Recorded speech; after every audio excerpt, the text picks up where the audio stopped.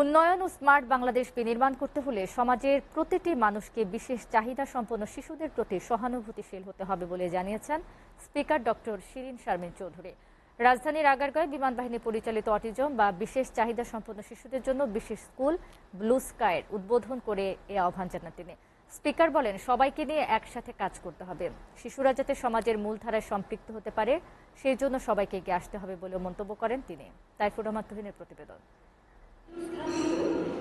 রাজধানীর আগারগাঁয়ে অটিজম বা বিশেষ চাহিদা সম্পন্ন শিশুদের জন্য আন্তর্জাতিক মানের স্কুল প্রতিষ্ঠা করে বাংলাদেশ বিমান বাহিনী। বেলুন ও পায়রা উড়িয়ে স্কুলটির উদ্বোধন করেন জাতীয় সংসদের স্পিকার ডক্টর শিরিন শারমিন চৌধুরী। পরে আলোচনা ও মনোজ্ঞ সাংস্কৃতিক অনুষ্ঠানের আয়োজন করা হয়।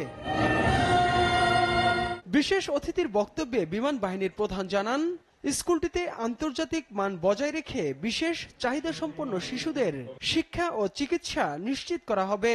আমাদের লক্ষ্য বহুমাত্রিক কার্যক্রম ও বাস্তবমুখী শিক্ষা প্রদানের মাধ্যমে বিশেষ চাহিদা সম্পন্ন শিশুদের মাঝে লুকায়িত সম্ভাবনার অন্বেষণ এবং তাদের সক্ষমতা লালন ও বিকাশ করে সমাজের মূলধারায় এনে তাদেরকে স্বাধীন ব্যক্তি হিসাবে প্রতিষ্ঠিত করা। প্রধান অতিথি ডক্টর শিরিন শারমিন চৌধুরী বলেন, স্মার্ট বাংলাদেশ বিনির্মাণ করতে হলে কাউকে পিছিয়ে রেখে নয়, সবাইকে নিয়ে এগিয়ে যেতে হবে। এই শিশুরা আমাদের সন্তান, তারা আমাদের সমাজেরই অংশ।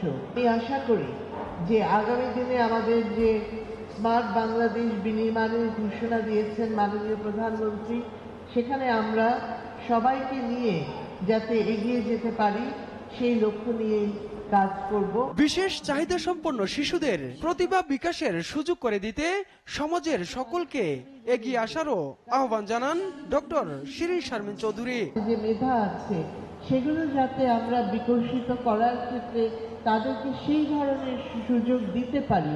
Taifur Rahman Tuhin, SA TV, Dhaka.